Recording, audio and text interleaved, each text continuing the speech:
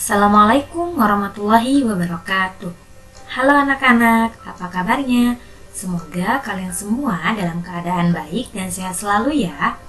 Anak-anak, hari ini kita akan belajar pelajaran fikih mengenai pembahasan azan dan iqomah.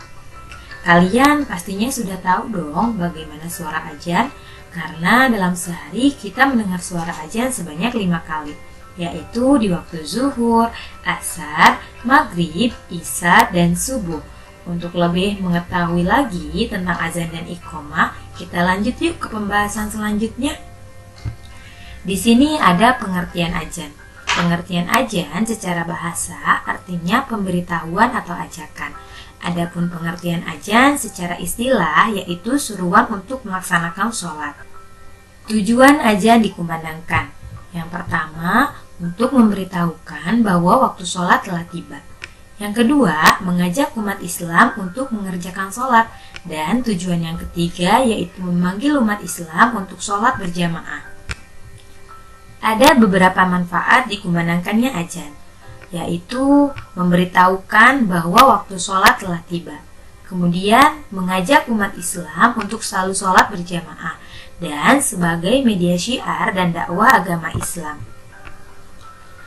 Anak-anak, perlu kalian ketahui ya, orang yang mengumandangkan azan disebut dengan muazin, dan orang yang mendengarkan azan disebut dengan mustami.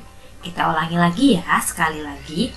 Orang yang mengumandangkan azan disebut dengan muazin, dan orang yang mendengarkan azan disebut dengan mustami. Nah, kalian sudah tahu kan sekarang apa perbedaan muazin dengan mustami?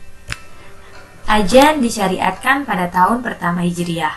Orang yang pertama kali mengumandangkan azan adalah sahabat Rasul yang bernama Bilal bin Rabah. Hukum mengumandangkan azan adalah sunnah muakkad. Azan harus dikumandangkan dengan suara yang nyaring supaya terdengar sampai jauh. Ingat-ingat ya, seorang muazin harus laki-laki dan tidak boleh salah dalam melafalkan azan karena dapat menyalahartikan azan tersebut. Selanjutnya iqomah. Iqomah menurut bahasa berarti mendirikan. Adapun menurut istilah adalah ajakan untuk melaksanakan sholat berjamaah. Iqomah juga menandakan sholat akan segera dilaksanakan. Iqomah dikumandangkan ketika hendak melaksanakan sholat. Tujuan dari iqomah. Jika iqomah telah dikumandangkan, maka imam dan makmum segera menyiapkan diri untuk memulai sholat berjamaah. Orang yang iqomah sebaiknya orang yang mengumandangkan azan. Dan jika iqomah telah dikumandangkan, segera rapatkan barisan dan diutamakan mengisi saf depan terlebih dahulu ya. Anak-anak, melafalkan iqomah disunahkan agak cepat ya. Iqomah dikumandangkan dengan suara lebih rendah dari suara azan. Di sini ada gambar bacaan iqomah. Bacaan iqomah dibaca sebanyak 1 kali. Bacaan iqomah sama seperti bacaan azan.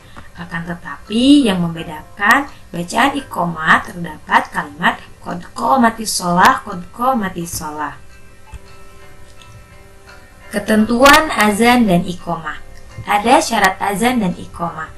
Yang pertama, orang yang azan dan iqomah harus orang Islam. Dikumandangkan setelah masuk waktu sholat, harus tamyiz atau sudah mengetahui baik dan buruk. Kalimatnya diucapkan secara berturut-turut. Yang terakhir, syaratnya adalah tertib atau kalimatnya harus teratur. Kemudian, ada sunnah dalam azan dan iqomah. Yang pertama, berdiri tegak menghadap kiblat. Kedua, suci dari hadas. Ketiga, berdiri di tempat yang lebih tinggi.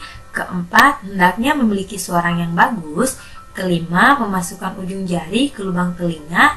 Keenam, berhenti setiap selesai membaca 1 kalimat azan. Dan yang terakhir, membaca doa setelah azan. Lafaz azan. Perhatikan ya anak-anak, di sini ada lafaz azan. Lafaz azan dibaca sebanyak 2 kali.